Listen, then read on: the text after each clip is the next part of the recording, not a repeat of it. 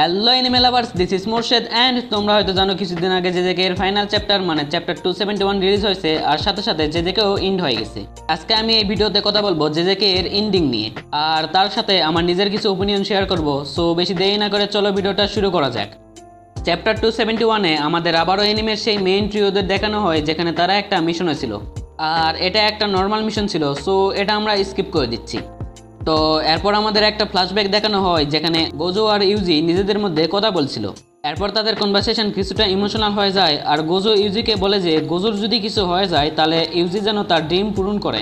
তো এরপর আমরা হঠাৎ করে সুকুনা আর মাহিতোরে দেখি যেখানে মাহিতো বলে তার টেকনিক সোল রিলেটেড আর মারা যাওয়ার আগে এটা ছিল তাদের সোলের মিট আপ। এরপর মাহিতো বলে যে সুকুনা, তুমি আসলে এতদিন সবাইকে এমনকি নিজেও মিথ্যা কথা বলেছো তাই না? তুমি আসলে রিভেঞ্জ চাইছিলে। আর সুকুনা বলে তাতে কি এসে যায়, আমি নিজের জীবন নিজের ইচ্ছা মতো স্পেন্ড করছি, যদিও আমার কাছে অন্য একটা রাস্তা ছিল বাট আমি এটাই চুজ করছি। তবে যদি আমি আবারও অন্য একটা চান্স পাই তাহলে হয়তো অন্য রাস্তাটাও চুজ করতে পারি। যেটা শুনে মাহিতো বলে যে ইউ হ্যাভ বিন সফট। এরপর সুকুনা বলে কারণ আমি তো হেরে গেছি। দেখো এখানে সুকুনা যেভাবেই হোক হারছে তো, আর সে সেটা স্বীকার করতেছে আর এখানেই তাদের কনভারসেশন শেষ হয়ে যায়। এরপর আমাদের বাকি সর্সারারদের দেখানো হয় যারা বিভিন্ন গ্রুপে ডিভাইডেড হয়ে যায় অ্যান্ড ফাইনালি আমাদের সুকুনা সেই লাস্ট মিডল ফিঙ্গার দেখানো হয় আর এখানেই চ্যাপ্টার 271 শেষ হয়ে যায়। আর সব ফ্যান্সরাই চাইছিল যেন এই মাঙ্গার আরও কোনো একটা সিকুয়েল আসে, বাট গেগে সবাইরে মিডল ফিঙ্গার দেখিয়ে এই চ্যাপ্টারটা শেষ করে দেয়। যদিও সে বলছে যে 25শে ডিসেম্বর মানে ক্রিসমাসে নতুন 2টা ভলিউম রিলিজ হবে, এর বাইরে কিছু না।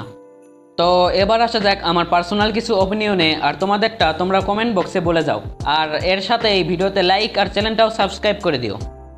দেখো তোমরা যে যা কিছুই বলো না কেন, আমার কাছে এই অ্যানিমেটা ঠিকঠাক লাগলেও এন্ডিংটা একটুও ভালো লাগে নাই ভাই, একদম ফালতু লাগছে। আমার কি মনে হয় জানো, আমার মনে হয় যে এন্ডিংয়ে গিয়ে গেগের প্রচুর টয়লেটের চাপ পাইছিল, তাই সে কোনো রকমে মাঙ্গা শেষ করে টয়লেটে দৌড় দিছে। আর দেখো এই অ্যানিমেটা ভাইরাল হয়েছিল গোজো সাতোরুর জন্য, কিন্তু তারপর তাকে একদম কিটক্যাট করে দেওয়া হয়। এরপর আবারও তাকে ফিরে আনা হয় কিন্তু অ্যাজ ইউতা। এরপর আবার তাকে কই পাঠানো হয় তার কোনো খোঁজ খবরই নাই। মানে জাস্ট ঢুকাঢুকি করো আই মিন গোজোরে জাস্ট আনো আর অ্যানিমেটা ভাইরাল করো।